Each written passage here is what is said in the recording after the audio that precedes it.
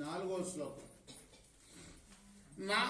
నాహం వందే తవ చరణయోర్ ద్వంద్వ హేతో కుంభీపాకం గురుమపి హరే నారకం నాపనేతుం రమ్యా రామ మృదుతనులత నందనేనాపిరంతుం భావే భావే హృదయ భవనే భావయేయం భవంతుం. నువ్వు ఆశ్రితుల పాపాలని హరించేవాడు. పాపాలు ఉంటే కదా మనం కష్టాలు అనుభవించేది. పాపాలని హరిస్తే స్వామి మనం సుఖంగా ఉంటాం. నువ్వు ఆశ్రితుల పాపాలని హరించేవాడివయ్యా, దయాళువి. నీకు వందనాలు చేసి మేము యాచించేది అర్థించేది ఏంటంటే, నాకే జన్మ లభించినా కూడా నీపై తలపు ఉండేటట్టుగా చేయవయ్యా.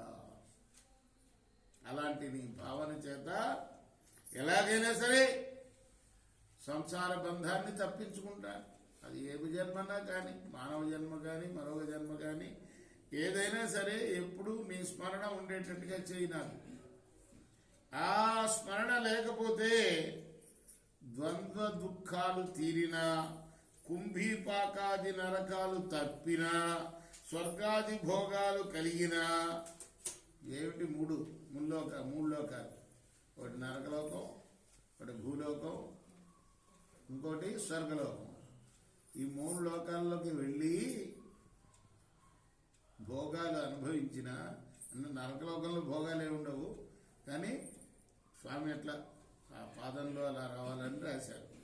కాబట్టి ఎక్కడికి పోయినా సరే నీ తలుపు ఉంటే చాలు, నీ యొక్క స్మరణ ఉంటే చాలు, మాకు ఆత్మకి అది శ్రేయోదాయకాలు.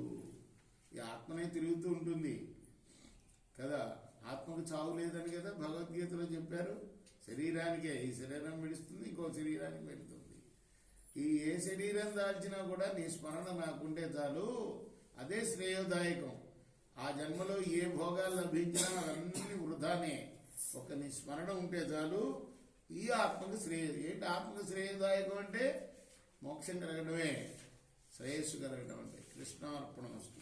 ఇప్పుడు మనం మా గురువు గారు రచించిన, డివి రంగాచార్యులు గారు రచించిన, తిరుమల తిరుపతి దేవస్థానం వాళ్ళు ప్రచురించిన గోదాదేవి గ్రంథం నుండి 1-2 పుటలు పాడుతున్నాం.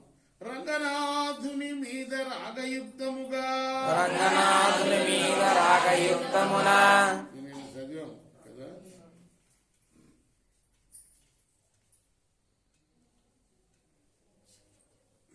ఇదే అయిపోవచ్చింది, అందుకోసం మళ్ళీ వచ్చింది అనమాట.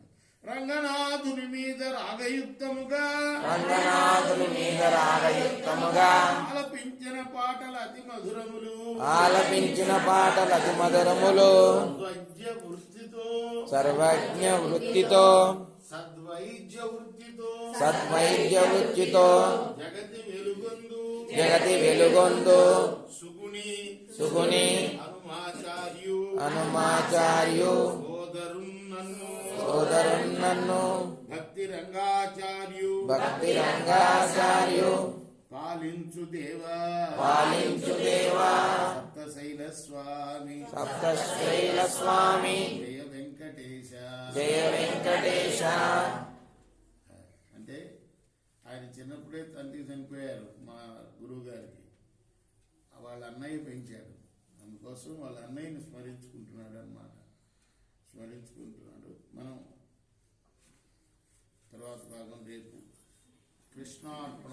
సాయి కృష్ణ.